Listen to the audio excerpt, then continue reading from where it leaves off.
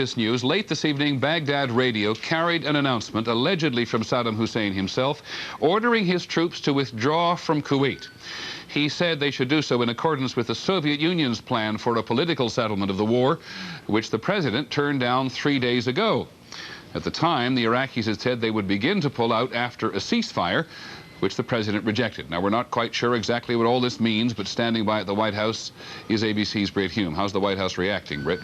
Well, the White House isn't quite sure what all this means either, Peter. The president was up on Capitol Hill playing paddleball this afternoon when the wire service reports, which is all that the White House says it's seen of these, hit. And he was contacted about it, and his press spokesman, Marlon Fitzwater, said after a conversation with him, and I quote, "We have no contact about this with our government, no authoritative contact with the UN. We don't think there is anything to respond to. The war goes on." Any inclination to a political settlement, as best you can tell? Well, Peter, as it happens, I discussed this very kind of a scenario with a senior administration official a little earlier this afternoon.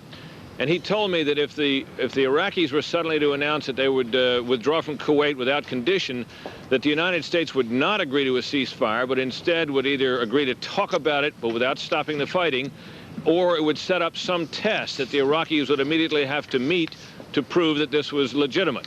Failing that, however, there's not going to be any change here. Okay, Britt, thanks very much. One of the first things, of course, to look forward to are Iraqi tanks turning and going north instead of south. The Iraqi ambassador to the United Nations here in New York said he didn't believe what he was hearing or what he said people were hearing on Baghdad radio. And the Kuwaiti ambassador to the United States said as far as he was concerned, the Iraqis in Kuwait would have to surrender. There isn't much doubt that they are feeling the pressure. This morning, however, President Bush said there are battles yet to come and casualties to be borne, and how right he was. The air raid sirens wailed in Saudi Arabia after dark, and this time an Iraqi Scud missile did serious damage when it plunged into a U.S. barracks. 12 Americans were killed, 40 are missing, 25 injured. More confirmed dead in Saudi Arabia than in the entire Kuwait theater of operations. In that fighting, only 4 Americans are known to have died. The Marine Commander, General Walter Boomer, says the massive assault should be over in a matter of days, not in weeks. So in very broad terms, here, given what is on the record, is what the military map appears to look like tonight. U.S. Marines are driving towards Kuwait City. On their right, other Marine units, along with troops from Kuwait, Saudi Arabia, and Qatar. Syrian and Egyptian forces to their left. An enormous contingent of American troops called the 7th Corps, with infantry and tanks and helicopters, along with British troops, are sweeping into Iraq itself, trying to get behind Iraq's Republican Guard, which is fanned out all along the Kuwaiti border. And still farther inland, more U.S. and French troops also trying to cut off Iraqi troop concentrations. A huge airborne force, more than 2,000 troops, have dropped inside Iraq by helicopter, and smaller units, maybe special forces and commandos, are said to be operating around and maybe even in Kuwait City itself. The military briefer in Saudi Arabia said this morning that terrorism has been Iraq's only success. We begin with that Scud missile attack on Riyadh tonight. Here's ABC's Sam Donaldson. It was a tragic chance hit. A portion of a Scud missile, most probably the warhead, crashed directly into a 2-story building housing American service personnel. The building instantly was turned into a flaming wreck, and a serviceman who was standing a few yards away at the time describes the horror of it. And I took off the roof. I had my mask on. They called all clear. It wasn't a chemical. It was just high explosive. As you can see, it's total. The whole thing's gone. Ambulances immediately converged on the scene, followed closely by medical evacuation helicopters. Wounded were treated on the spot by medical personnel. The injured taken to nearby hospitals quickly, some even transported by a civilian bus. Outsiders were kept from the compound, but picked up information along the way. I saw a guy covered in blood up there who had pulled 4 people out. What was the condition of the people he pulled out? He said they were dead. And how did it happen that the Scud hit at all? Shortly after 8:30 in the evening, air raid sirens sounded over the Dhahran-Khobar area. An amateur photographer and his wife rushed outside. Watch what he caught on his videotape. Here we go, Linda. It's coming down.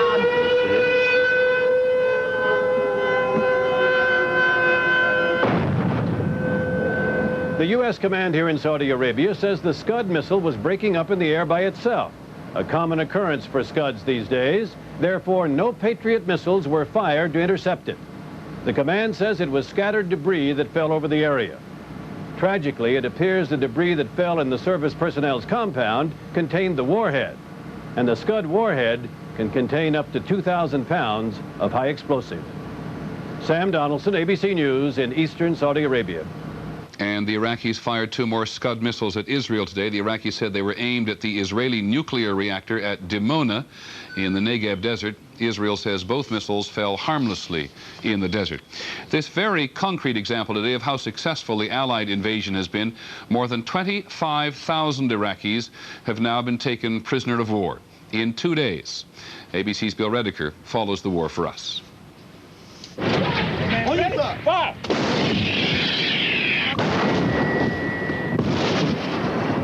As they pushed deeper into Iraqi territory today, the troops reported meeting increased opposition. To the east, along the Persian Gulf coast, the Marines, along with Saudis and Kuwaitis, came under artillery fire and withdrew before maneuvering around the attack. To the west, American airborne troops were flown into Iraq in what the Army called the biggest helicopter assault in military history. 4,000 troops reportedly set up a huge base from which attacks will be launched against the Republican Guard. Major Marie Rossi became one of the first 20 women to fly troops and equipment into a combat zone. We're well deep within the enemy sector, but we're prepared to go further north if need be. Still farther west, British, American, and French armored units, the heavy tank divisions, moved quickly through southern Iraq. A French official said they had advanced more than 100 miles and captured more than 3,000 prisoners. Field commanders said the destruction of Iraqi armor was significant. 270 tanks destroyed in 2 days. In Riyadh, General Richard Neal abandoned much of the usual military caution in describing the progress of the land war. And initial reports indicate again tremendous success. The fight goes on. To date, we have employed only a small portion of our total combat power. There is much more to come. American ships in the northern Gulf continued preparations for an amphibious assault. Officers said the threat of mines in the area had delayed a marine attack on the beaches of Kuwait City. It's still possible. In fact, we were doing some work last night along the coast in preparation for that kind of thing if we're called to do it. And so it's very much a viable option. Throughout today, Iraqi prisoners of war surrendered, sometimes in units as large as battalions, to American and Arab forces, testing the military's logistical support. Saudis had to send school buses for some. There is no information on how many Iraqis have died. In some cases, U.S. soldiers perform quick burials for those they've just killed. The military says the land war is ahead of schedule, but it is cautioning against premature optimism. The battle that will test the Allied forces, the major battle with Iraq's Republican Guards, apparently has yet to be fought. Bill Redeker, ABC News, Saudi Arabia. In a moment, on the ground inside Kuwait with the Saudis. We'll be right back.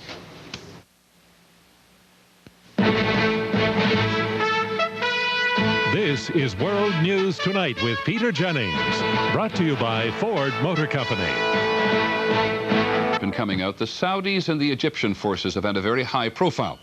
With most pictures of U.S. forces blacked out for the first day and a half, much of what action the U.S. has been able to see here at home has been with the Arab forces. ABC's Forrest Sawyer has been traveling with them. For hundreds of Iraqi soldiers, the war ended this way: a 10-kilometer walk across the desert and surrender. U.S. sources say 500 Iraqis surrendered to Saudi troops just this afternoon. And when the prisoners were offered food, they offered proof that Saddam's frontline troops have been broken by U.S. air assault.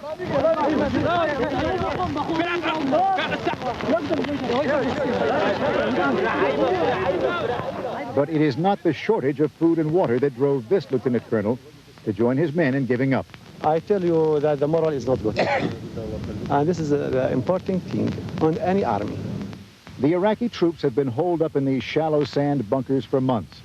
A calendar in this commander's bunker tells how long he has been enduring the crisis. At other positions, weapons were abandoned. One U.S. source says much larger caches were found in other locations. Enough, he says, to stop the attack if there had been a will to fight. Egyptian troops were up before dawn, preparing for today's assault, praying, and securing their armored vehicles before heading north to begin the attack. Saudi forces joined the push north, watched over by U.S. liaison officers who have been giving a crash course in how to overcome the Iraqi defenses. 10:40 in the morning, only some artillery is being received. The Saudis have moved past this oil trench erected by the Iraqis and set up a position about a kilometer further. Still some kilometers away, the Iraqi troops themselves. But past the first Iraqi minefield, the Saudi attack stalled, far short of their day's objective. A result, says one U.S. source, of inexperience and too much caution. The Saudi troops have set down for the evening. They're expected to move against the Iraqis at first light. Peter? Forrest, a couple of questions about the Iraqi prisoners of war. Did you get any sense that they were committed to Kuwait as part of Iraq? Well, you must remember, of course, Peter, that prisoners tell their captors what they want to hear, but these prisoners said absolutely not. They simply wanted to have peace, and they didn't want to fight their Arab brothers. Did you see any evidence in their positions of chemical or bacteriological warfare or preparations to defend themselves against it? There were certainly preparations to defend themselves. All of them were carrying chem suits and gas masks. But I asked several prisoners if there were chemicals on the other side.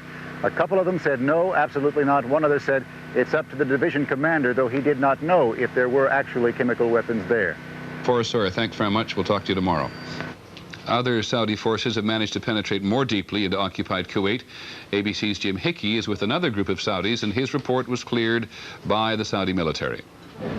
There is no question that this, the southern part of Kuwait, has been liberated. Saudi Arabian tanks are spread all across the desert, claiming miles of territory won in easy battles in the early hours of the war. Are they beginning to fight back? I think not, because they don't have, morale. If they don't have a morale, even they have, a modern weapon, they do not do anything. In the distance, Allied artillery pounded away at Iraqi positions near Kuwait City, while overhead jet fighters dropped more bombs on enemy fortifications. Forward air controllers on the ground said the Iraqis were fighting back. What are they doing? Well, primarily it's artillery fire. The Iraqi artillery is not very effective, nor very accurate, even though the front is not far from here. Neither is Kuwait City. These Saudi Arabian tanks and armored personnel carriers, having driven deep inside Kuwait, are now repositioning, getting ready for the final assault on Kuwait City itself. Along the coastal road to Kuwait City, there is plenty of testimony to the fighting and bombardment of Iraqi positions that used to be here. Evidence, too, of the haste in which Iraqi soldiers fled, leaving behind a deadly but not very well hidden minefield. Also moving along the coastal road today, new convoys of Kuwaiti armor returning home. Jim Hickey, ABC News, in Kuwait. There were reports again today, unconfirmed and even conflicting, about atrocities against civilians in Kuwait. The U.S. military briefer in Saudi Arabia today called it terrorism at its finest hour.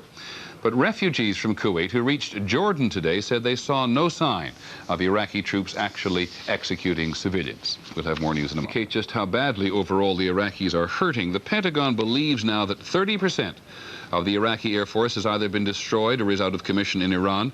45% of the tanks Iraq had deployed in Kuwait and in southern Iraq have been destroyed. 48% of the artillery and 42% of its armored vehicles. What does this mean in terms of the overall war? Joining us this evening are our two military analysts.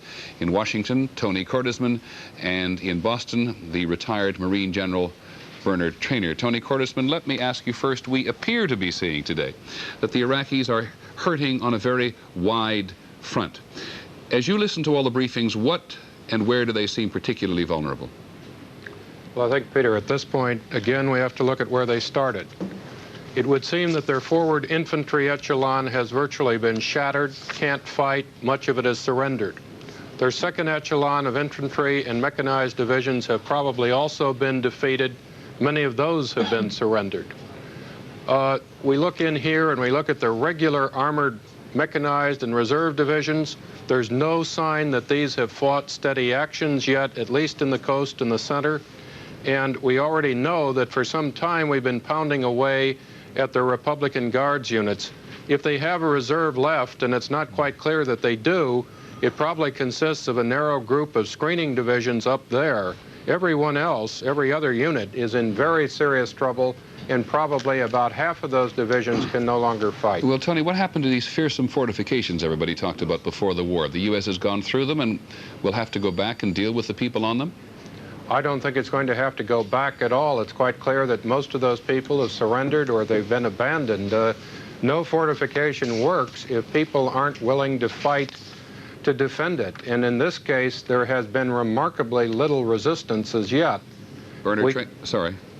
We can't really even say, although we're not sure, that the divisions we expected to fight hardest, the stiffening divisions behind those forward units, have done any serious fighting. I was going to ask Bernard Traynor up in Boston whether you, General Traynor, are not surprised by the level of surrenders? Oh, I am surprised. I really thought there'd be a tough fight going through those defenses, which are quite formidable.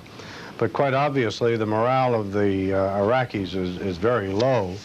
And I would suspect, Peter, at this point, given the normal rate of advance as an armored unit, that 7th Corps over on the Western Desert is probably engaged at this point with the Republican Guards units that Tony pointed out that are up in the northwestern part of Kuwait on the Iraqi border. What can that Republican Guard hope to accomplish now? Surrender, that's about it. They've got a tremendous force against them.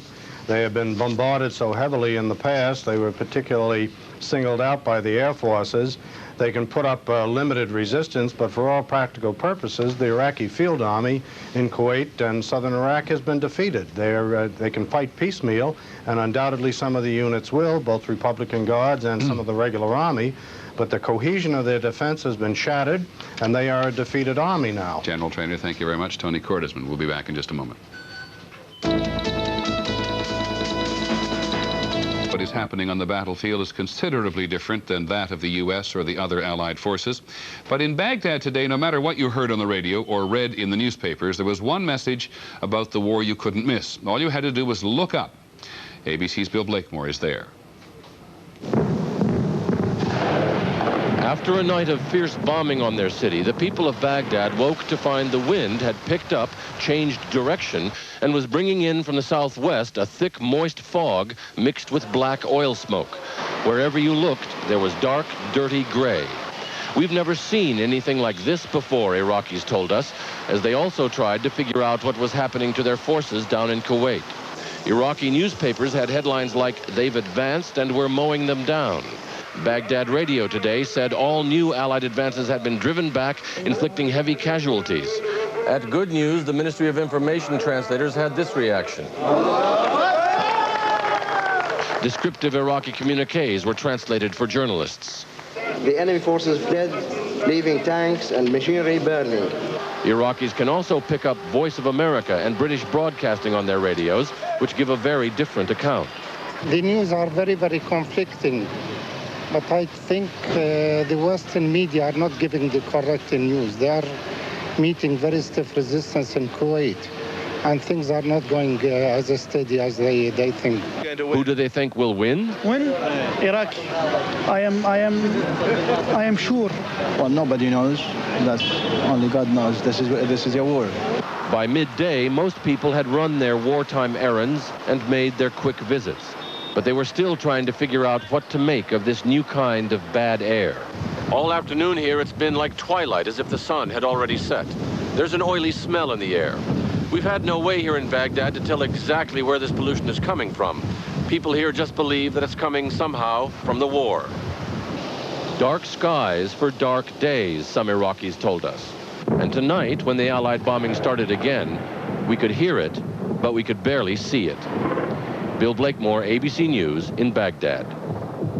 We'll have more in North Carolina, which has sent a great many men and women to war. It is hard enough for adults with relatives on the front line to deal with the anxieties of the ground war. It is tougher for children. Here's ABC's Al Dale. This was the first day of school since the ground war began, and students at Westover High and Fayetteville, home of the 82nd Airborne Division, knew their fathers and brothers were in the thick of the action. The flag-raising ceremony suddenly became more important. Forward, march! The ROTC drill became sharper as their thoughts turned to what was happening to their parents in the desert. When you hear about paratroopers jumping into Kuwait, you wonder whether it's your dad or not, or who it is. And when you hear that there's a certain amount of people dead, you wonder, things just go through your mind. The war is always on their minds. They study it in class, too. The Charlotte Observer, Allies invade, time runs out. Over the past 6 months, grades have sometimes suffered as worries have deepened. And I've been kind of messing around trying to get it off my mind, and then my grades dropped, so I've basically had some problems. Some of my grades have dropped, but I'm trying to keep them up because my mom keeps telling me, don't worry about me, just keep doing good in school. It is tough being a teenager anytime, but especially when your father is in a war. He left in January, so I'm not used to the veteran being gone. The war is hard on younger children, too. I want my daddy to come home. Daycare teachers say children are getting more restless as war and uncertainty drag on. Maybe a little bit moody, a lot of crying. Some of them tend to maybe fight a little bit more.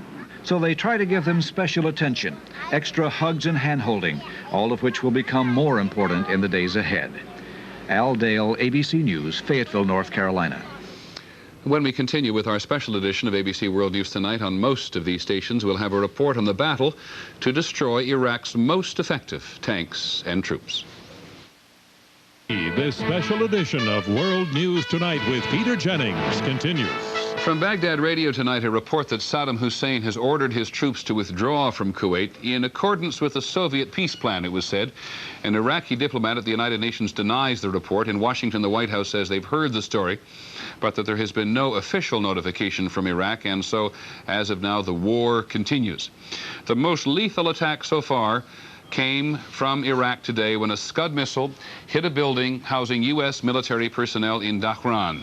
In eastern Saudi Arabia, at least 12 people were killed, 25 injured, and another 40 are missing. On the ground, many more Iraqis surrendered today. The total number of Iraqi prisoners in Allied hands is now up to 25,000, even more. The U.S. High Command says on this second day of the ground war, Allied forces are having tremendous success. The senior U.S. Marine Commander, General Walter Boomer, says the fighting should be over in a matter of days, not weeks. It is in these next days, though, that some of the toughest battles are expected. Here's ABC's Bob Zelnick at the Pentagon. Pentagon sources say in the next 24 hours, the heavily armored Allied 7th Corps is expected to move against Iraq's Republican Guard divisions to prevent them from reinforcing units inside Kuwait. U.S. officials say when elements of the 7th Corps made contact with forward units of the Republican Guard today, they destroyed 35 of the Guard's top-of-the-line T-72 tanks as they tried to probe Allied positions. 270 Iraqi tanks have been destroyed in the ground war, bringing to almost 2,000 the number the Allies claim to have destroyed since the war began. Pentagon sources say a second major battle is likely on the outskirts of Kuwait City. Military sources say Iraq's heavily armored 3rd Corps has formed a formidable defensive line south of the city and poses an especially strong threat to the left flank of 2 Marine divisions advancing from the south. Saudi, Egyptian, and other Arab coalition forces are supposed to spearhead the attack on Kuwait City itself. Privately, officials here expressed disappointment that the slow advance of Egyptian and Syrian forces prevented the battle for Kuwait City from beginning today, Kuwait's Independence Day. Military strategists say a massive amphibious assault by more than 20,000 Marines now positioned off the coast of Kuwait could relieve pressure on the advancing Allied forces. Peter? Bob, all of these Iraqi surrenders raise the question of the Iraqi commanders' ability to command and control their troops. What do they think of the Pentagon? The Pentagon suggests that that may be one of the principal reasons why there have been so many surrenders and why the advance to date has been so easy. It's not only a question of morale, but if the commanders in the field can't mobilize their forces, they cannot challenge the Allies with units bigger than, let's say, a battalion, and that's been the case so far, Peter. Are they now expecting the same kind of surrenders as they get deeper in? Any hints about it?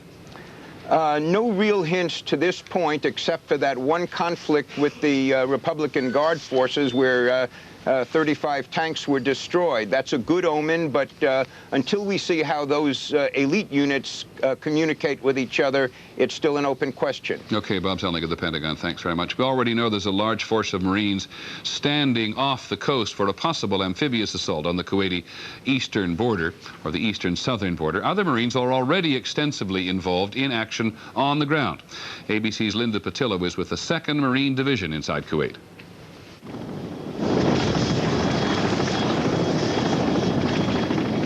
The 2nd Division Marines evacuate their wounded after the first day of the ground assault. Nearby, a brigade of M1A1 tanks moves north, positioned to protect the Marines during the night and lead the next day's assault. In the first hours of the ground attack, this Marine frontline regiment met less resistance than they expected. Iraqi and Marine artillery batteries exchanged fire into the night, but all along the road north, the Marines pass abandoned Iraqi bunkers. 2nd Division commanders are warning their Marines that the worst fighting may be yet to come. They believe Iraq's best troops are dug in between here and Kuwait City. More than 10 miles into Kuwait, the Marines rest for the night, but are soon on full stage alert after an Iraqi mortar attack. Marines hastily pull on their gas masks. There are no chemical weapons used, but the desert night is filled with the explosions of outgoing and incoming artillery, a sign Iraqi forces are not yet ready to stop fighting. Linda Patillo, ABC News, with the 2nd Marine Division in Kuwait. In a moment, we'll have a closer look at that flood of Iraqi prisoners of war. On the American agenda tonight, black Americans debating their role in the military. And when the war is over, what happens then? Passing into Kuwait, reporting surprisingly little resistance from Iraqi forces. In many cases, you get a hint of it, no resistance at all, but outright capitulation. Iraqi troops, more than 25,000 now, in many cases eager to give up. Here's ABC's Barry Serafin. Iraqi soldiers were surrendering to Allied forces even before the ground war. But what was a trickle has now become a flood of tired, hungry, and dispirited men. In a radio conversation monitored in the Middle East, an Iraqi soldier in Kuwait tells his headquarters, "I'm dying, I'm dying." A plane, he says, is coming in at high altitude. Headquarters sends its regards and asks if the troops are taking shelter. There is no answer. An integral part of the air campaign and the bombardments from the ground, which took place prior to the ground assault, was to attack the enemy's morale. Now, the early indications are that that has been very successful indeed. So successful that it is presenting problems. Iraqi prisoners have to be sent south on the same pathways through minefields that Allied troops are using to travel north. They are to be turned over to Saudi forces and housed in tent compounds surrounded by barbed wire. The Saudis say they can accommodate 100,000. U.S. officials acknowledge that Iraqis captured so far are mostly frontline conscripts, not more disciplined troops like the Republican Guard. But these Iraqi soldiers are clearly glad that their war is over. Barry Serafin, ABC News, Riyadh, Saudi Arabia. You've heard us refer often to the fog of or confusion of war. Right at the beginning of the land war, there were reports that Allied forces had recaptured the island of Failaka, which commands the entrance to Kuwait Bay. The reports appear to have been at least premature. Today we're told that the island continues to be occupied by Iraqi defense forces, but is being shelled by Allied ships and also offshore. As we've seen in recent days, there are many different attitudes about the war in the Soviet Union. The newspaper Pravda, which is supposed to speak for the Communist Party, had angry words for the U.S. today, criticizing the decision to begin a ground war when, in Pravda's words, peaceful means had clearly not been exhausted. The paper said that the Allies preferred amputation to therapy. On the other hand, the UN Secretary General Javier Pérez de Cuellar said today that the Allied incursions into Iraq were necessary in order to free Kuwait. He said they were justified under the Security Council resolutions. And although Egyptian troops are fighting as part of the coalition, the war is by no means universally popular at home. In Cairo today, police used tear gas and clubs to break up a protest by about 3,000 university students who chanted, "Iraq will not die, and we have sold Egypt for dollars." When we come back, the American agenda. The war as seen by many black Americans. American agenda tonight. This is Black History Month, which President Bush took note of today when he talked about the black contribution to American military history, and to answer those who say it is not fair to have blacks serving in such disproportionate numbers. To those who question the proportion of blacks in the armed services today, my answer is simple. The military of the United States is the greatest equal opportunity employer around. Every soldier, sailor, airman, Coast Guardsman, and Marine have enlisted because they want to be a part of the American Armed Services. As for their attitudes about the war, only about half the black Americans in a recent ABC News Washington Post poll said they support the war, compared to 84% of whites. Their opposition has a lot to do with their feeling that the real war the U.S. should be fighting is on the home front. Our agenda reporter tonight is Carol Simpson.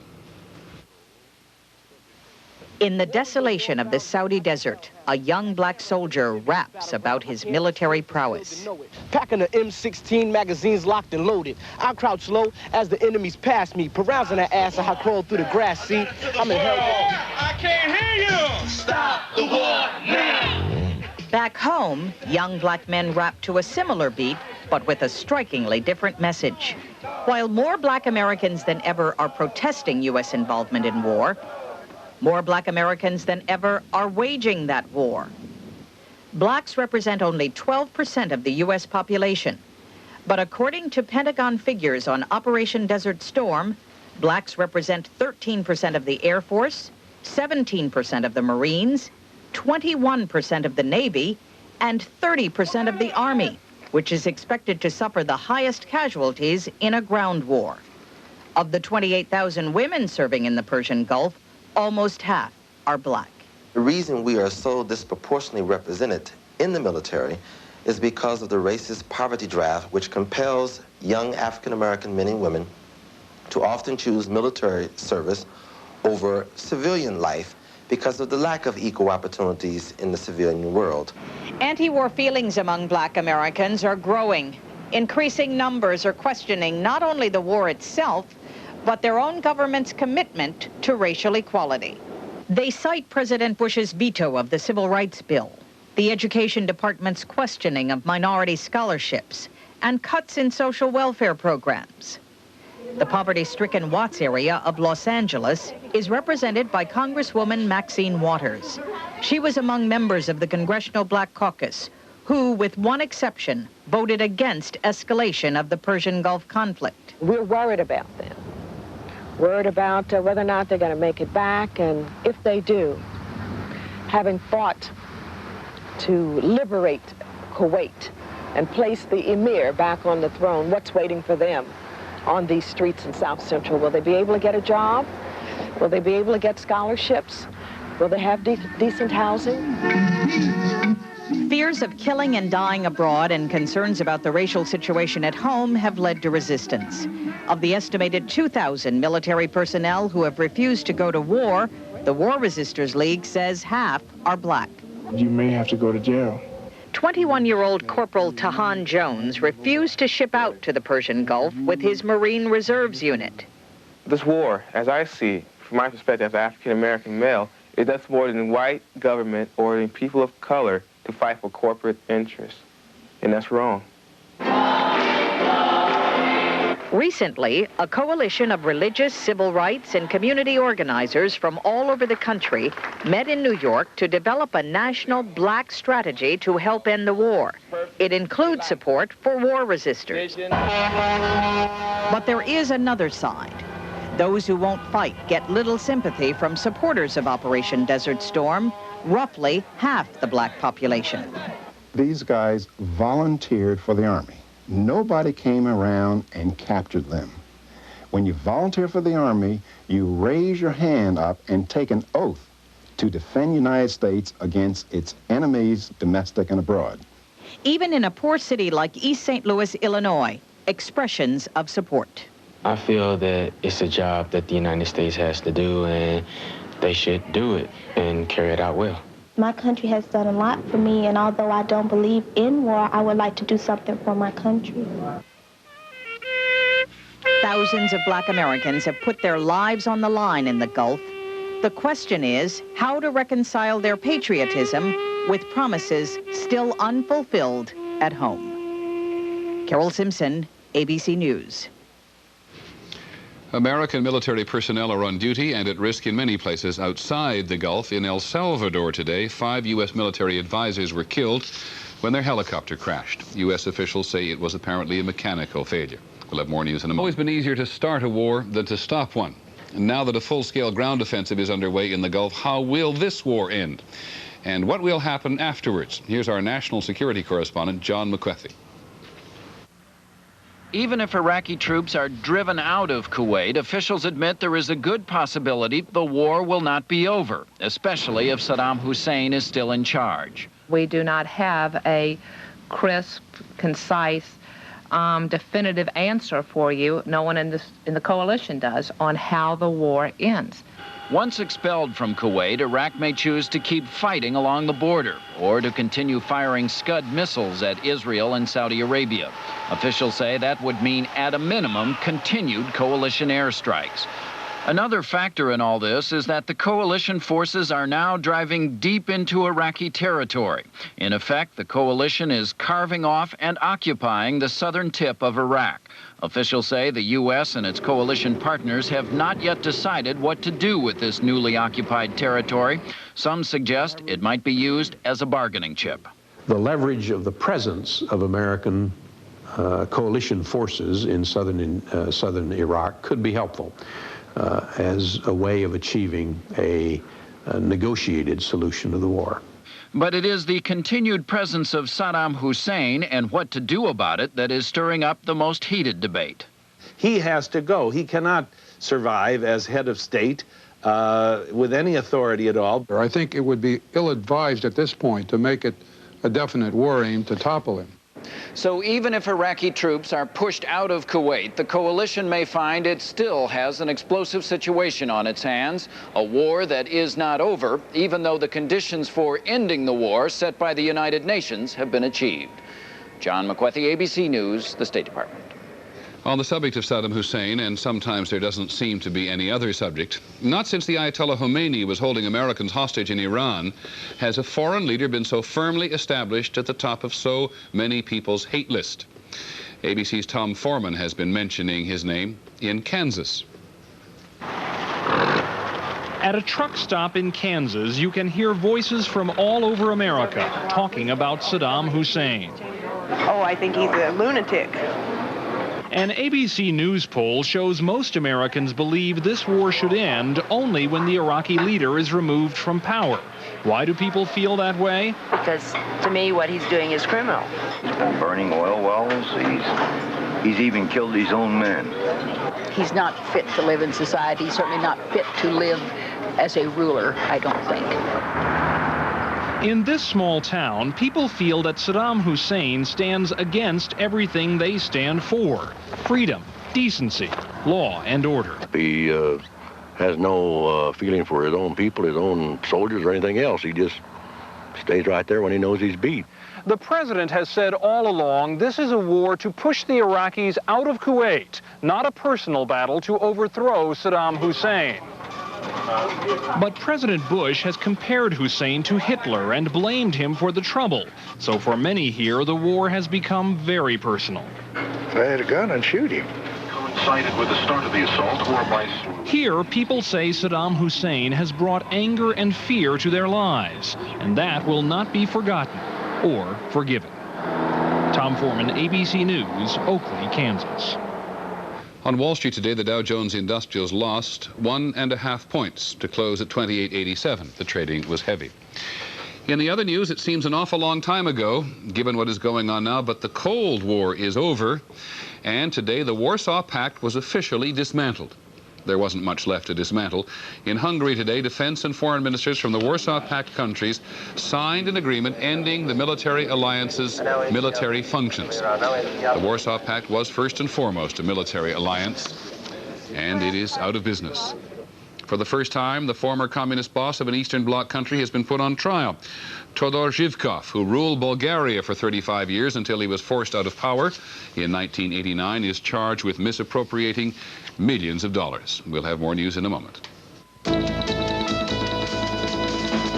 President Bush said again today that the country must guard against euphoria. In the central California farming community of Porterville, there isn't much euphoria. Almost everyone in Porterville has a personal stake in the outcome of the fighting. ABC's Judy Muller is there. Since the ground war began on Saturday, the thoughts and prayers of this California community of 29,000 have been as one.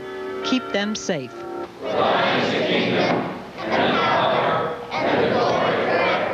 With some 150 Porterville men and women stationed in the Gulf, almost everyone knows someone there. I have an Uncle Jim. He's in the war. You have an Uncle Jim in the war? Do you think about him in the war? Do you worry about him? On the streets of Porterville, news of early Allied victories brought some relief. I wish they'd all come home soon and get the war over with, because it's nerve-wracking, you know, on everybody. These are especially anxious times for the Crowder family. They have twin sons and a son-in-law on the front lines. I'm scared to death because I think about all the things that they could be going through right now, you know, and there's nothing I can do. I feel helpless. You know, if there was some, you know, if I could go there and whoop that guy's butt, I'd do it. The Crowder's daughter, Angela, last heard from her Marine husband in an emotional video letter. Angela is pregnant with their first child. He told me, now you have proof that I'm going to come back because, you know, I have a family to come home to. The military's education benefits have always had an appeal for the town's young people. Because they don't want to work on a farm. They want to be teachers or accountants or something like that. But I'd rather have them here right now than be over there in this war. The last war, Vietnam, claimed the lives of 28 young men from Porterville, more fatalities per capita than any other American community. At a local monument honoring those Vietnam dead, they all came to show their support for a new generation of soldiers, the veterans, the children, and the young wives. As we started talking, we realized that we all had the same fears. At first, we all had the same nightmares. The same fears, the same nightmares of those who went before them. Judy Muller, ABC News, Porterville, California. Just before we leave, something of a review. 2 days after the U.S. and its allies invaded Iraq and Kuwait, Iraq radio tonight says that Saddam Hussein has ordered all his troops to withdraw from Kuwait. The White House says it has not heard any such thing through official channels, but the Pentagon is reporting this tonight. Isolated examples, only isolated examples, of some Iraqi soldiers putting down their weapons and going north back towards Kuwait and Iraq. In the meantime, the war continues. The senior U.S. Marine officer, General Boomer, says the fighting is going so well it should be over in a few days. The most damaging Iraqi attack reported today, a Scud missile hit a building housing U.S. military personnel in Dhahran in Saudi Arabia, killing at least 12 people. 40 are missing, 25 injured. That's our report on World News Tonight, the latest every hour on the hour. More on Nightline. I'm Peter Jennings. Good night. American soldiers are killed when a Scud missile destroys a barracks in eastern Saudi Arabia. On the ground, the advance is fast. Prisoners are in the thousands. And the White House responds to a radio report that Saddam has ordered a retreat. We'll have the latest from the Gulf tonight. Our first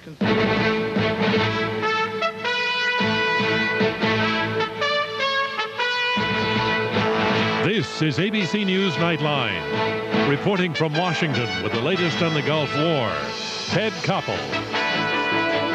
To bring you up to date, first of all, on the latest developments, there is a UN Security Council meeting that began late this evening.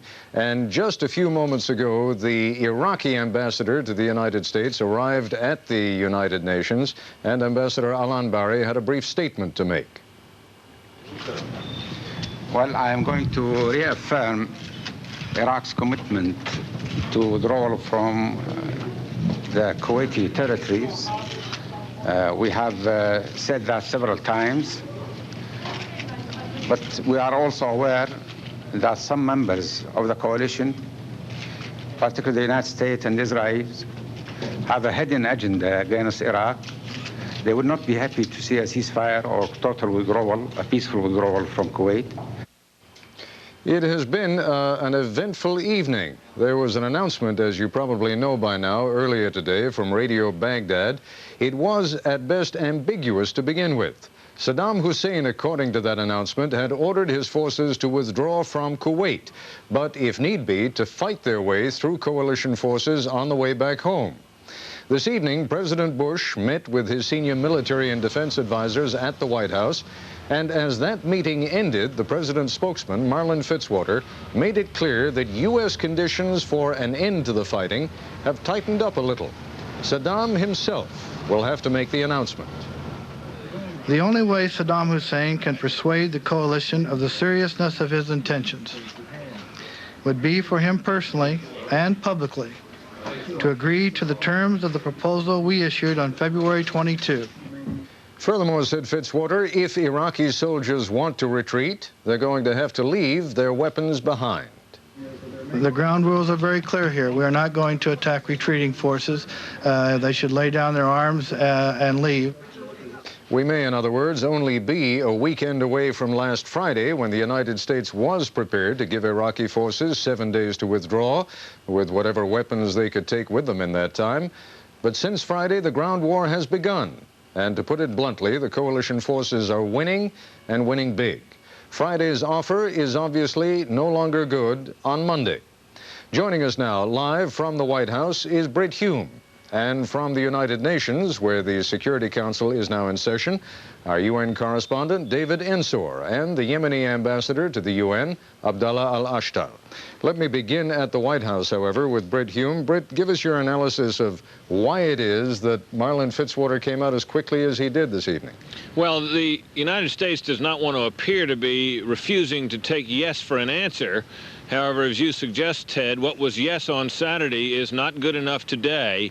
The ground war having begun, hundreds of thousands of American soldiers having been exposed to ground combat, now has changed the situation. Moreover, there is, I think, a real sense of distrust of this announcement from Baghdad, a rather peculiar way to begin a retreat, and little evidence of any serious retreating going on the ground. So the combination of skepticism and the desire to make sure that Saddam Hussein does not somehow skate away from all this with a mighty military machine intact have combined to give us the announcement you heard tonight. Let me just ask you, if you would, Brett, to analyze a couple of those points that I just made in passing at the beginning. Two things. Number one, last Friday, when the final U.S. and coalition demand was made, just before the ground war began, it would have been enough for a senior Iraqi official to make the statement that they were ready to comply. Now it's Saddam Hussein himself. Why? Well, Ted, I can't tell you this with the authority of anyone having told me, but there is a sense here of wondering where Saddam Hussein is and what he is doing. Moreover, there is a question that in the disarray that exists in Baghdad, there's a question about who is giving the orders, who is putting announcements on Radio Baghdad, and so on. So there is an issue of authority. And moreover, and finally, Ted, and this is important, there is a desire to make sure that however this ends, that this man is not able to walk away from this proclaiming any kind of a triumph whatsoever. He must be, in the eyes of the administration, publicly humiliated in such a way that he cannot be somehow some political colossus of the Arab world when it's all over. One more point, Britt. Again, quickly, the United States was, as of late last week, still prepared to give 7 days to Saddam Hussein to let his forces get out of there with whatever they could take in 7 days, which obviously wasn't going to be everything. Now they appear to have toughened the conditions. You want to talk about that just for a second? Well, I'm not sure that the aim has changed there. 7 days, I think, was believed to make it impossible for them to do anything but pick up and hurry out of there, and that it was felt, in fact, the United States wanted to make it 96 hours and had said so in a communique to the Soviet Union earlier last week when they were trying to respond to Mikhail Gorbachev's maneuvers. And after some consultation with the coalition forces, the president decided to adjust that, and it was agreed that they would make it 7 days, which has a kind of a reasonable ring to it. But even then, Ted, the sense was that in 7 days they were not going to be able to get very much of that hardware out of there. All right, Brett, thanks very much. I know it's raining, it's late, it's been a long day. Thanks for staying with us. Let's go now to the UN and David Ensor. Give us a quick briefing, David, on what it is. And you were there with Ambassador Abdallah Al-Ashtal of Yemen. But first of all, to you, just give us a quick briefing on what it is that's happening at the UN right now. There's a closed, formal session of the United Nations Security Council going on right now, Ted. And in it, the Soviet ambassador who called for the meeting is telling the others that President Gorbachev has received a message straight from President Saddam Hussein saying that he plans to withdraw his troops, intends to withdraw his troops immediately and completely from Kuwait. And the Soviet, I gather, is arguing that should be satisfactory, and what can we do from here to end the killing, to end the shooting immediately? Now, Ambassador Al-Ashtal, I gather you have come out of that meeting, for which I'm very grateful. Right. Can you tell us what you think the U.S. reaction, has there already been a U.S. reaction, or what do you think the U.S. tactics are at the moment? Well, there was a U.S. reaction. The ambassador of the United States asked for a more authoritative reply directly from Iraq. It's in the same vein of the White House statement. It looks like once there is that kind of statement from Iraq, it would be very difficult for the Security Council not to take action. The ambassador of the Soviet Union at the end of his statement said that the Security Council can now take action. Of course, the kind of action anticipated is a short resolution which would call for a ceasefire, a withdrawal within a short span of time, and UN monitoring of this withdrawal. Is the Soviet proposal now more or less synonymous with what the U.S. proposal of Friday was, or the U.S. demand of Friday, or are there still some differences? It's a very simple proposal of 1 point, withdrawal within a short time. And the ceasefire is just to make that withdrawal possible. Actually, what is lacking here is conditions. There are no conditions at all. And this makes it very much in line with Resolution 660, which calls for unconditional and total withdrawal from Kuwait. But as you well know, there were a number of other Security Council resolutions, some of which now have been bypassed by time, but others of which are very relevant. And indeed, let me point to two of them, because Marlin Fitzwater at the White House today specifically mentioned these two resolutions. One, 674, that is Resolution 674, calls for reparations by Iraq to Kuwait, and the other resolution calls for the recognition by Iraq that Kuwait is a sovereign state and that Iraq renounces all its claims.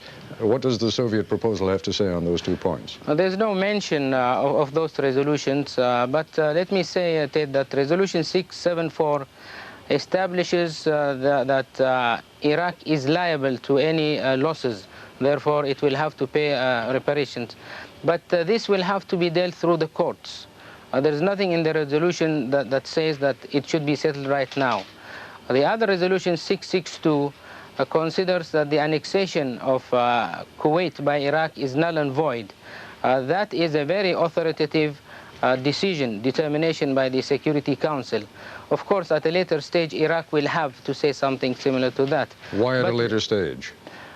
Well, because the most important thing at this point is to start with the withdrawal. There has not been any case in the past where you bring all the resolutions or conditions of a problem and try to solve them all at once. There is one major aspect of this whole crisis, which is the occupation. The occupation has to be finished. Withdrawal has to start. Kuwait has to regain its sovereignty, its territorial integrity, restore its government. And then Resolution 660 postulates that Iraq and Kuwait will have to negotiate their territorial disputes and other differences.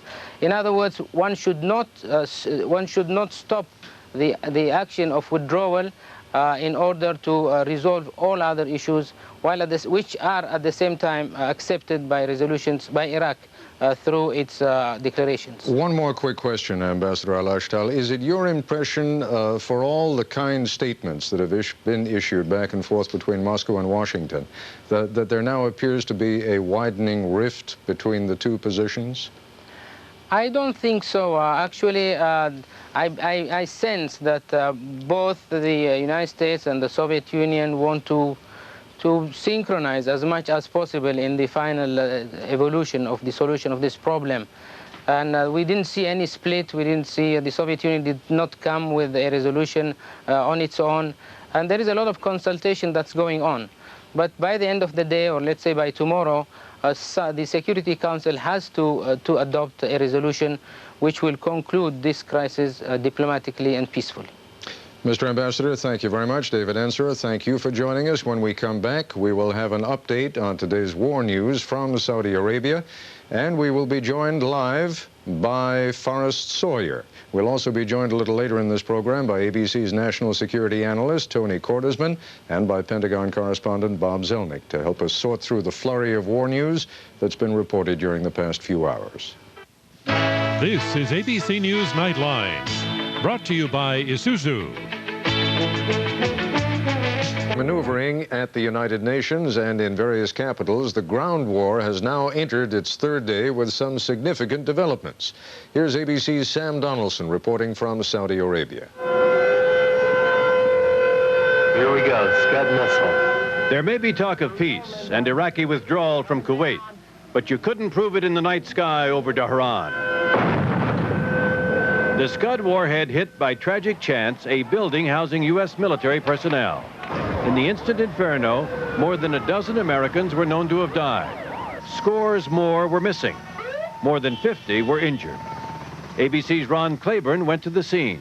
From a distance, the building looked like all that was keeping it up were the bare remnants of the frame.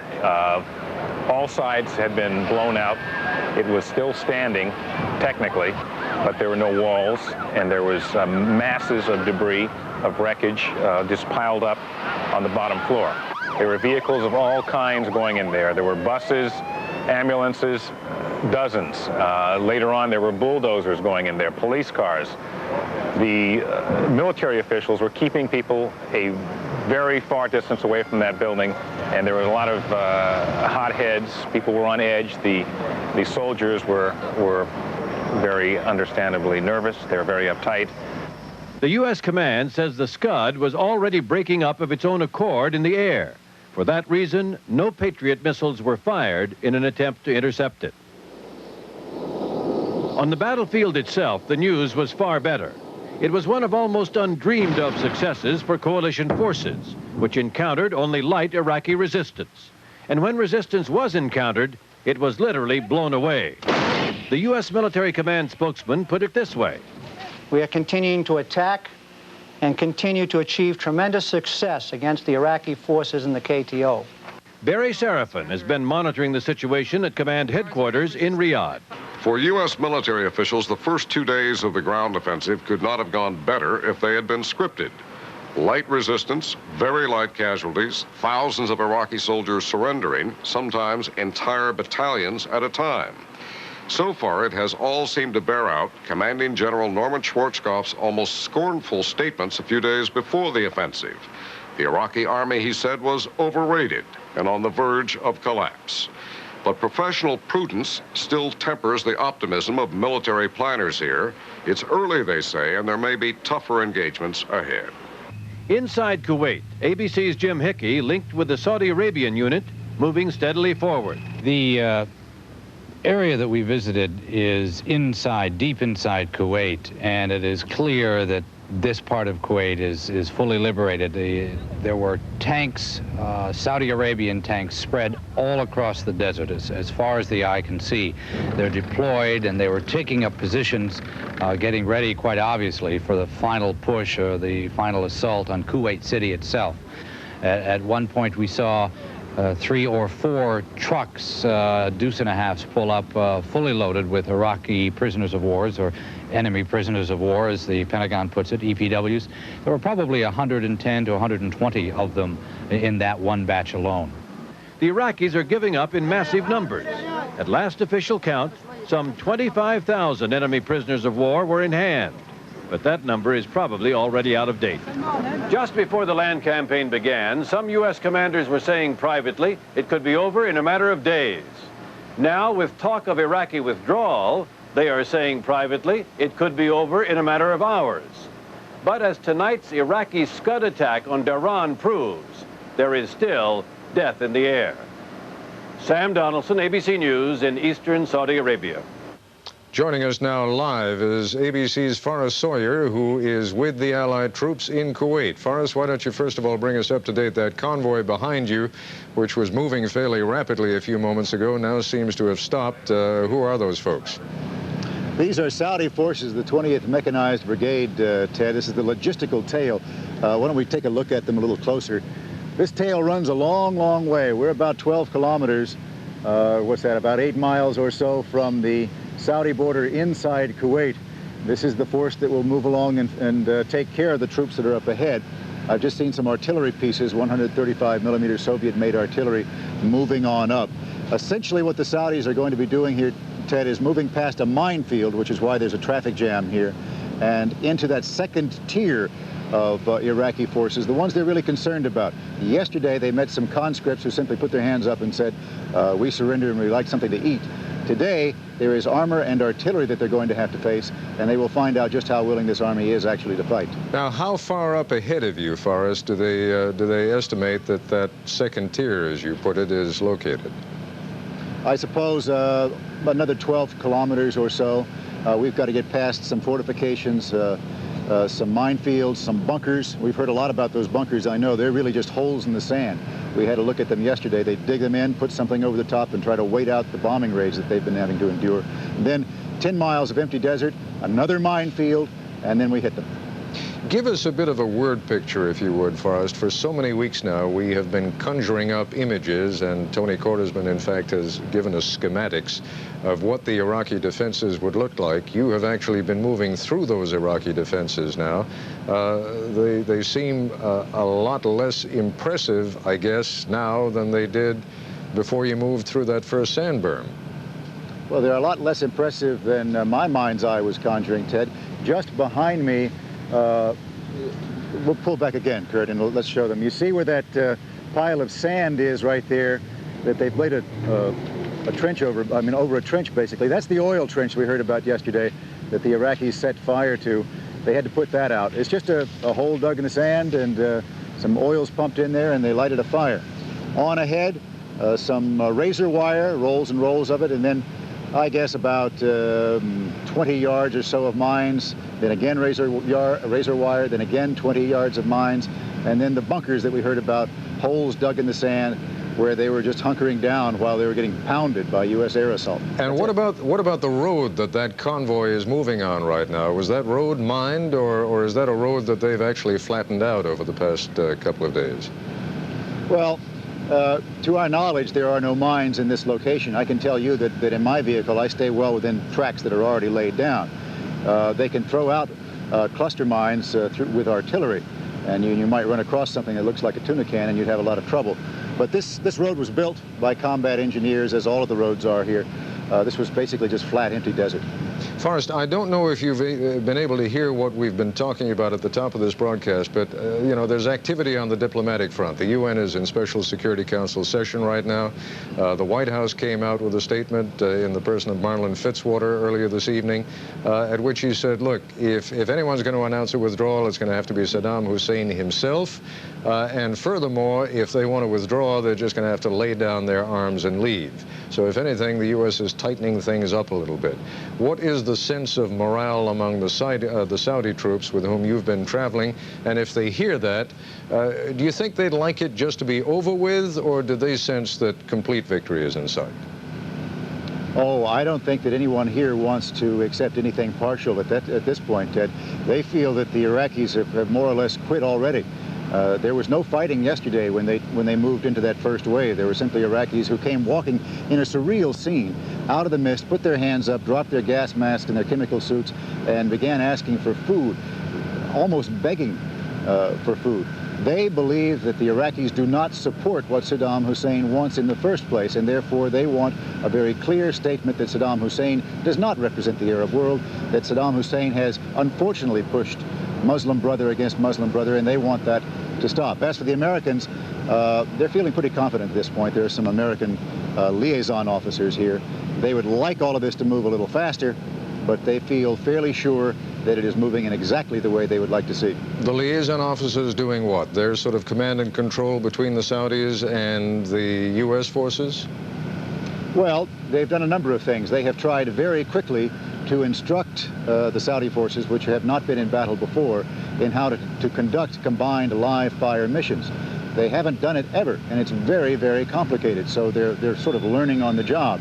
And they have combat engineers and special forces teams here who act as a liaison between the United States forces and the Saudi forces and the other Arab forces that are here. They're basically trying to give them guidance as they move along and keep that communication line open as well.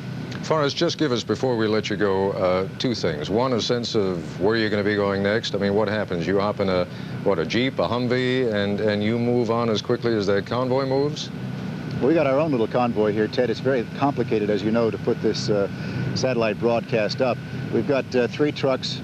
You want to take a picture of it? We'll show you what we've got. It's a mess here. We've got 3 trucks that will be moving the satellite dish along behind me. I and my crew, and as soon as we're through here, are going to jump in another vehicle.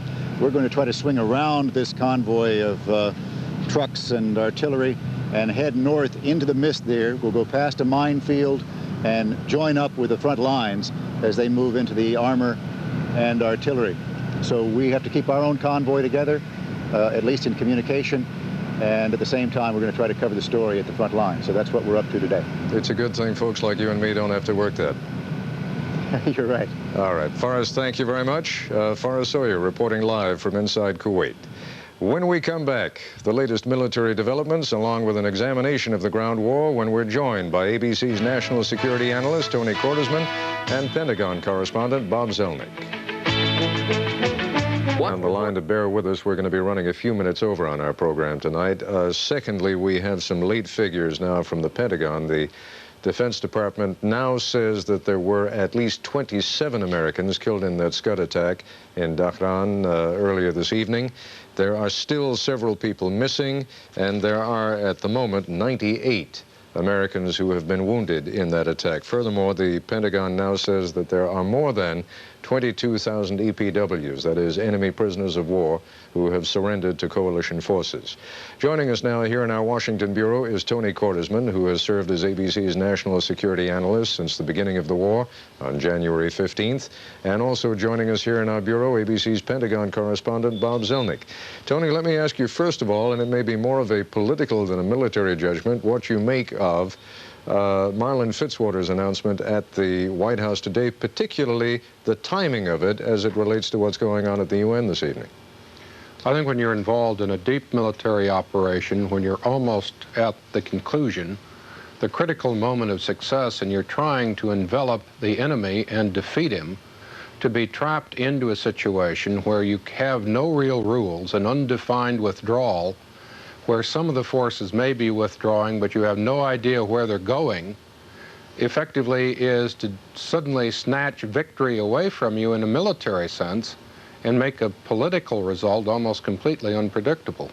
What about, Bob, the way the war is going? One gets the sense that the Pentagon is so, I don't want to be careful about the word that I use, but so satisfied, I guess, is the safest word to use, with the progress that coalition forces have been making both in occupied Kuwait and in Iraq itself, that they really see no point to ending the operation until they're finished. Again, as President Bush has said many times over the last few weeks, we're operating, or at least the United States is operating on its schedule, not Saddam Hussein's. Of course, that's true, Ted. The Pentagon is, of course, a creature of the administration and recognizes the chain of command and would follow orders in any event. But they are extremely satisfied at the way things are going. And it's an old, tried and true principle that the situation at the negotiating table reflects the situation on the ground. And the Iraqis are in worse shape than they were 2 weeks ago. They're in worse shape than they were 2 days ago. And they're going to be in worse shape 2 days from now than they are today. When you hear the Yemeni ambassador, as we did earlier on this program, say, well, those other Security Council resolutions can be taken care of later on, what do you think the administration's response to that is? No. The administration's response is going to be that if the Iraqis have distinguished themselves in any one aspect of warfare, it's surrender. And that's been going on for the past 2 days of ground war. And with the U.S. forces and other allied forces positioning themselves near the Euphrates River to defeat the Republican Guards and prevent their escape, and situating themselves for a final assault on Kuwait City, there's no reason to accept anything but complete victory on the battlefield. All right, Tony Cortesman, you're operating at a distinct disadvantage this evening, but you have no telestrator, no map, so sketch it out for us in words. What will constitute a successful conclusion to this operation? Well, I think the first step is that we have to ensure that we have the surrender or defeat of the Republican Guards, the surrender or defeat of his remaining armored and mechanized units, that he cannot withdraw intact any kind of capability to sustain combat around Basra or moving up the Euphrates, that he is faced with a situation where he must accept the political conditions of all the UN resolutions because he is left without any significant military option. And Ted, I would have to say that in December 1944, if Adolf Hitler had offered to suddenly withdraw rather than launch the Battle of the Bulge and discuss terms later, it would be very similar to what we have just heard offered from Iraq. Well, I mean, basically you're saying he's in no position to do anything but say, yes, I accept an unconditional surrender. Well, he's not being asked to surrender. Again, the historical precedents are that he would be. He's being asked to comply with the UN, not to capitulate and not to surrender. Well, let me now raise one last question with both of you, and that is you, Tony, have just put your finger on something that may prove to get a little bit sticky over the course of the next 24 or 48 hours. Is what the United States wants going to be the same thing that is necessarily reflected in the UN Security Council? Tony, you go first, if you would. I think that if the UN Security Council adopts resolutions to fight aggression and then tries to change them as if this was some kind of game without regard to those who pay the cost of enforcing them, there will be no serious UN peacekeeping efforts if this happens again. Bob, I should point out to our viewers that you come to us tonight in a dual capacity. You were for a couple of years ABC's Moscow bureau chief. So give us your analysis of what the Soviets are up to right now, and also what you think the U.S. reaction will be to what seems to be their latest move at the UN. I think what the Soviets are up to is a combination of, number one, trying to be helpful, and number two, serving their own interests and maintaining some favorable face toward the Arab world and image within the Arab world that was largely supportive of Saddam Hussein. But I think the overriding Soviet interest at this point is good relations with the United States, and that was very evident in their mild reaction to the U.S. rebuke of their position last weekend. So I don't think the Soviets are going to cause any particular trouble. I think the United States is going to say no to any conditions other than those enunciated by Marlin Fitzwater on behalf of the President tonight. And it's worth noting and recalling that any resolution of this matter that changes existing Security Council resolutions would itself require the unanimous consent of the 5 permanent members. So I don't think there's any possible way that the Security Council is going to do anything that the United States opposes. All right, Bob Zelnick, Tony Cortesman, thank you both very much. Over the past couple of minutes, we've just established satellite contact with Baghdad. When we come back, I'll be joined by ABC's correspondent in the Iraqi capital, Bill Blakemore.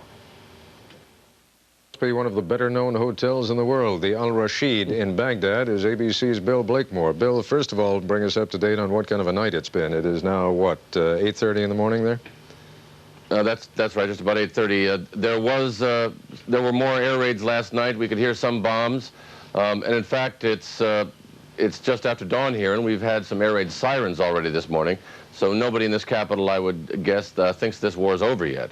Would it be safe to assume, Bill, that there was a great deal of discussion yesterday about the announcement over Radio Baghdad that there was to be a withdrawal from Kuwait? Well, it was very strange, actually. It came just before 2 a.m. in the morning here. Most of the journalists had gone to bed, and then we were all awakened by other journalists who'd been awakened by other journalists because somebody had heard about it. After making phone calls to our home offices telling them that we didn't know anything new, most went back to bed.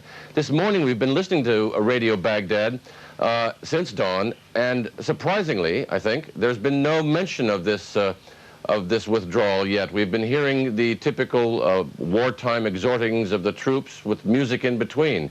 But the 8 o'clock a.m. news here didn't have any mention of it as far as our translators have been able to pick up here.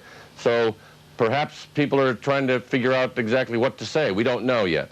I know that we didn't have contact at the beginning of the program, and so you were unable to hear some of what Marlon Fitzwater had to say. But as I mentioned to you during the break, he's calling now for Saddam Hussein to personally and publicly state his willingness to withdraw all forces from Kuwait. Only then, according to Marlon Fitzwater, speaking in the president's behalf, would such a withdrawal be possible, and even then only if they put down all their arms. In other words, things seem to have toughened up, Bill, from where the conditions were late last week, before the ground war began. What do you think the reaction is going to be? That's hard to say, because from what we understand of the statement last night, it was a statement that was once again on Iraqis' terms. Certainly there's been a feeling that when the president made his ultimatum a few days ago, that made it much more difficult, if not impossible, for Saddam Hussein to pull out, because as the Iraqis themselves say, their own dignity is very important to them, and they want to be seen as doing it because they're defending their cause here as they see it. So I would guess that once again that might make it more complicated, and I'm hazarding a guess here when I say that we're thinking maybe the reason we're not hearing anything yet this morning on Baghdad radio is that they're trying to figure out a response. But again, that's just speculation. We know, Bill, and this will be the last question, that you're living in a very insulated world there right now. Certainly the impression here in the United States is that the war has been almost totally one-sided. And I'm wondering to what degree there is any growing sense in Baghdad that this war is going badly, let alone may almost be over. Well, I think there must be a sense of that, because we do know that Iraqis hear not only Baghdad radio, but they pick up VOA and British broadcasting as well. We talked to people throughout the day who indicated, well, there's conflicting reports, and they would indicate to us at least that they tended to believe the Iraqi communiques. We can't know exactly what they think. But I think there's a general sense in this capital with the folks here that there are conflicting reports, and that they have to make up their own minds about what they're going to believe. All right, Bill, I think you've got a busy day ahead of you there as they begin to digest what came out of Washington and we begin to digest what comes back out of Baghdad. Thanks very much for joining us. Events surrounding the war have been unfolding today at a furious pace. ABC News will, of course, continue to keep you up to date, beginning with reports tomorrow on Good Morning America and updates every hour throughout the day. Then, for a complete wrap-up of tomorrow's events, watch World News Tonight with Peter Jennings. That's our report for tonight. I'm Ted Koppel in Washington. For all of us here at ABC News, good night. This has been Nightline. Nightline is a presentation of ABC personnel carriers. The U.S. military says that retreating Iraqis are so confused by the order of battle, they do not know where to look next. This is the other great crowd on the desert floor. More than 30,000 Iraqi soldiers have now surrendered. Kuwait, it seems, was not worth fighting for. From ABC, this is a special edition of World News Tonight with Peter Jennings. Good evening. When Lieutenant General Thomas Kelly, the Director of Operations, was asked at the Pentagon today, where's the fight in the Iraqi army, he said, they have run into the finest army in the world. And he added, 41 days of Allied bombing. With rare exceptions on the battlefield tonight, the Iraqi military qualifies for the description paper tiger. There is fight left in some units, but in almost every case, the U.S. and its allies have apparently accomplished their individual objectives. The war is not over. For one thing, there's been a serious fight between U.S. and Iraqi forces around the Kuwait International Airport. But the U.S. Embassy in Kuwait City has been visited by U.S. Marines, and ABC's Forrest Sawyer has arrived in Kuwait City as well. We talked to him less than an hour ago. Forrest, you've been in Kuwait City for several hours now. What's your strongest impression? That the city is absolutely deserted, so it appears. I am told that there are a number of Kuwaitis who are inside their homes. They have been afraid to come out now, and they have been told by Kuwaiti resistance members to remain inside their homes until the city is absolutely secure by Saudi and American forces. For now, it is a ghost town that has been torn apart by the Iraqi forces. Now, you've obviously met up with the Kuwaiti resistance. Tell us about them. Well, they have been here for a long time. I am standing, Peter, on the roof of a Kuwaiti resistance member's home. This is a secure place for us. In one of the rooms, he has piled up sugar and detergent, a number of things that they pass out to people. The Kuwaiti resistance has been hard at work here, though they are a small number. And we went to one of their hideouts, I guess you might say, which is a basement of a suburban home. There they had 18 prisoners from Iraq, many of whom said that one of the reasons that they decided to give up, in fact, one of the biggest reasons, was because they had been bombed so heavily by the Allies. So is the Kuwaiti resistance in charge of the city? I guess as far as anybody is in charge, you could say that. One of our crew actually drove by some Iraqi soldiers who were still armed and tried to wave them down and make them stop. They quickly moved on. When I asked about our own security and their security when we were here, whether that caused a problem, he said, well, they used to be the policemen and we were the thieves, and now we are the policemen and they are the thieves. Have you actually then seen evidence of Iraqis still in the streets in any fashion whatsoever? Well, I haven't, but as I say, my crew was out driving around and drove directly by them. They were armed, they tried to stop them, and they kept moving by. In the several hours you've been there, any signs of actual fighting? We have seen a dead Iraqi soldier who was just on the outskirts of town, but for the most part, we are told by the Kuwaiti resistance here that overnight, the Iraqi soldiers, perhaps on some signal, piled into Kuwaiti vehicles and headed out of town. They believe that they went north. And so while there were soldiers one day, the very next day, they were simply gone.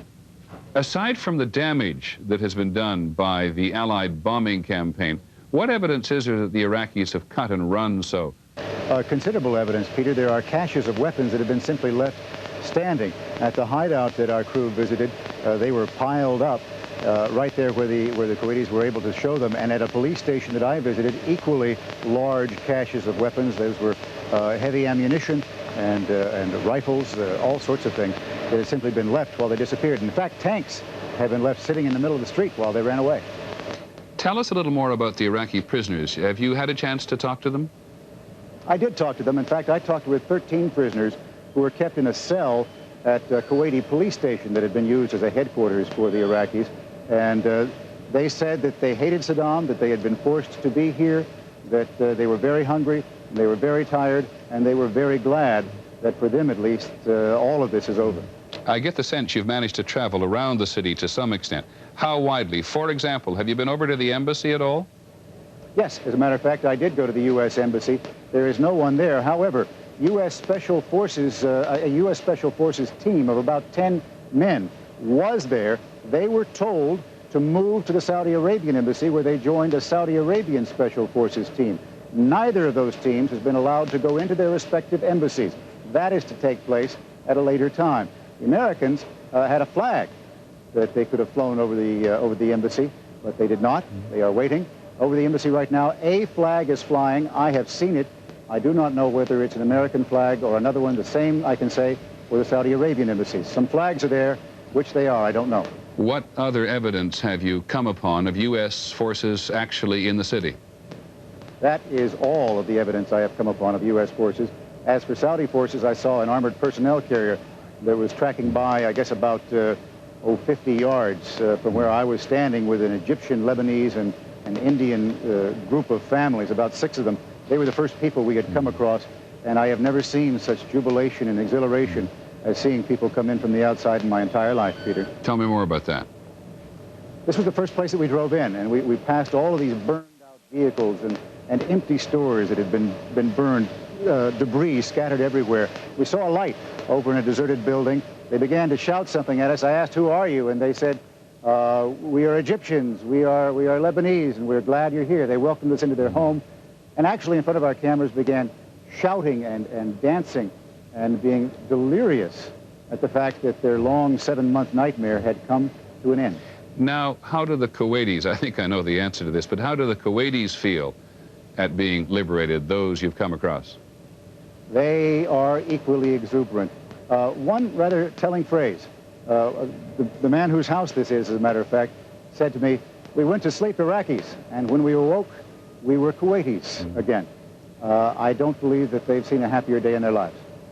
One of the reasons Forrest looks like that is because it is the middle of the night in Kuwait City. He looks green on your screen because he's being shot with what we call a night scope, so they don't have to use lights because it's still a fairly potentially dangerous situation. At any rate, in just 24 hours, there have been some dramatic changes, as you can see there, and also in what the military calls the dynamics of the battlefield. For one thing, advance elements of both U.S. and British forces are said to have swept across Iraq in the direction of Basra, all the way to the Euphrates River. That should effectively trap Iraq's Republican Guards, who were fanned out along the Kuwaiti-Iraqi frontier. French forces are right next to them, in part to serve as a blocking force lest any Iraqi elements try to attack from the north. In Kuwait itself, the 1st and 2nd Marine Divisions, which drove north across the Saudi border, have now turned east to converge on Kuwait City itself.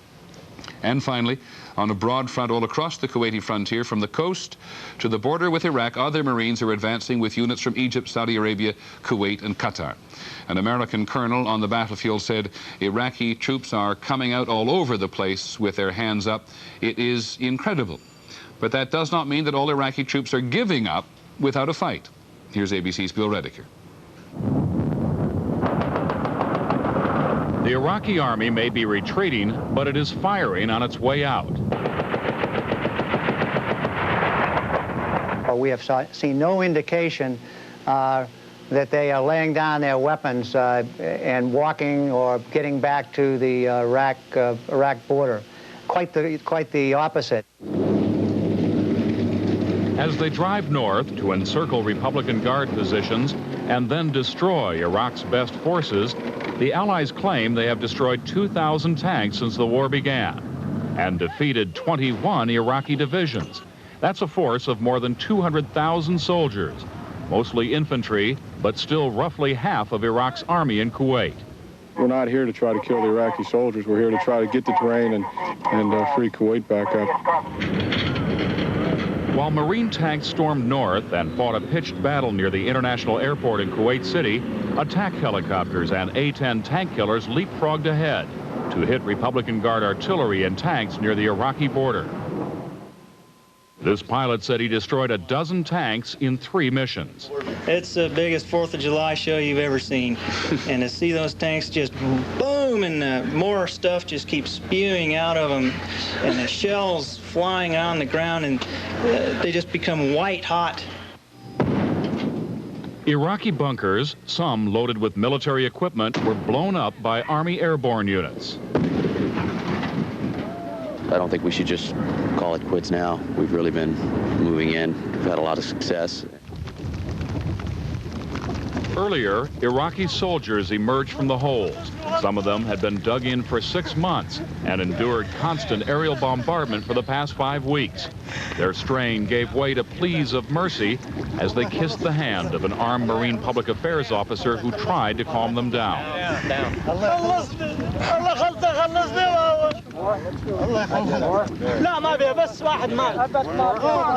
Field commanders today said they were losing track of how many Iraqis they had taken prisoner. At least 30,000 had been rounded up by late today, but the number continued to grow. Late today, it began to rain, and that could delay critical fuel and ammunition from reaching frontline Allied forces. At this Army airborne base, all supply flights were canceled. We've had visibilities that have gone down to about a half a mile visibility, and with that we've been forecasting light to occasional moderate turbulence, which of course is going to have an effect on aircraft. So are the visibilities and so are the gusty winds. Military sources also warned that a logistical logjam near the front could slow down the Allied campaign. Support units are reportedly having problems in keeping up with fast-moving troops and armor. Tonight, Central Command will not speculate on when the war may be over. As one general said, we will continue to attack, attack, attack. Bill Redeker, ABC News, Saudi Arabia. Saddam Hussein tried to end the war earlier today. He was on the radio overnight saying that the withdrawal of all his troops from Kuwait would be completed by tonight. He was wrong. President Bush responded by saying Saddam is not interested in peace, but only to regroup and fight another day. At the White House, ABC's Britt Hume. 4 days ago, the president prepared a statement in the Oval Office, much as he did today. In it, he offered to hold off a ground assault if Saddam would accept all UN resolutions and withdraw from Kuwait in a week. But that was then, and this is now, and Saddam's order to his forces to retreat did him no good today. Saddam's most recent speech is an outrage. He is not withdrawing. His defeated forces are retreating. He is trying to claim victory in the midst of a rout. And he is not voluntarily giving up Kuwait. The coalition will therefore continue to prosecute the war with undiminished intensity. The president got a briefing on the progress of the war today from Joint Chiefs of Staff Chairman Powell, who told him elite Republican Guard units in southern Iraq have been trapped, cut off, and cannot escape with their armor. Powell also said armed Iraqi units attempting to leave Kuwait are under withering Allied attack. The president reacted to that briefing in a speech at nearby Fort Myer later. We are not only on schedule, we're ahead of schedule. And no commander-in-chief has ever been so proud of America's men and women in uniform. In the faces of the president's men today, you could see that, as one White House official put it, they were beginning to believe the news from the front. That was during a ceremony for visiting Colombian President Gaviria. Afterward, the focus returned to the Gulf and the task of dealing with a post-war Iraq the administration regretfully assumes will still be under the control of Saddam Hussein. Britt Hume, ABC News, the White House. There's a lot more. We'll continue in just a moment. How well it has gone for the U.S. military. Yesterday, the casualty figures were 4 killed in action in the ground battle and 21 wounded. The figures today, 4 killed and 21 wounded. Nobody wounded or killed today. The difference is, of course, that Scud attack on eastern Saudi Arabia on Dhahran yesterday. The latest figures on that are 21 killed and 100 wounded. Now, to talk about the shape of battle, we're joined by our 2 military analysts, Tony Cordesman in Washington, and in Boston, former Marine General, retired Marine General Bernard Traynor. First to you, Tony Cordesman. Fairly simple question. You hear it from the military today.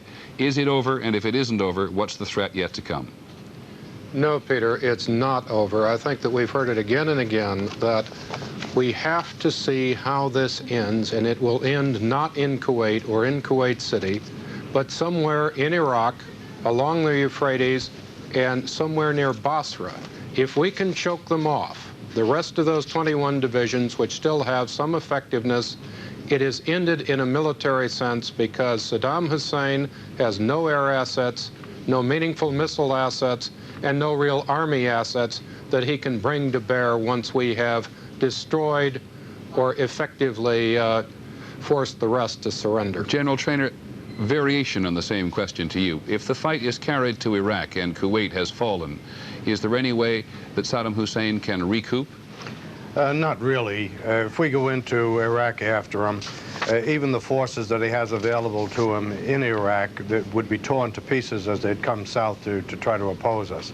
So if we went into Iraq, he couldn't militarily stop us. Other than mopping up, then, in your view, is it essentially over? Yes. General Traynor, Tony Cordesman, thank you both very much. We'll be back in just a moment. The early hours of the morning and then again this afternoon, some of the 15 members have been pushing for a ceasefire that would let Iraqi troops retreat safely from Kuwait. So far, they're not making any progress. Here's ABC's David Ensor. American and allied diplomats at the UN are blocking efforts by Cuba, Yemen, and others to get a Security Council vote on a call for a ceasefire. The allies want promises in writing from Saddam Hussein first. There has to be a very clear, formal, precise, written acceptance of these other resolutions, of all the 12 resolutions. That would commit Iraq to recognizing the Emir of Kuwait's government, to acknowledging liability for damage done, and to conceding there may be trials for war crimes committed by Iraqi troops. An angry Iraqi ambassador charges that the allies want to shoot Iraqis in the back as they withdraw and want to destroy Iraq. They would not be happy to see a ceasefire or total withdrawal, a peaceful withdrawal from Kuwait. They are not interested in Kuwait or in peace or, for that matter, resolution of Security Council. The Iraqi was so bitter at last night's closed meeting that he called Kuwait's ambassador the dwarf on my right. Don't gloat, he said, adding that the Kuwaitis' presence reminded him of a joke about the son of a donkey. If any insult comes from Iraq, that is a compliment for me, because, I mean, Iraq has been disgraced in the whole world. Insults like that are unusual in a place where polite diplomatic language is the norm. The anger on both sides here shows how difficult it is going to be to make peace in the Gulf. David Ensor, ABC News at the United Nations. In a moment, ABC's Bill Blakemore in Baghdad. We'll be back. Baghdad. Once again today, the Iraqi... But I needed some experience first. I applied for a position with the Kansas City, Missouri Police Department and was hired. I chose Kansas City because the department had a reputation for being one of the top departments in the nation.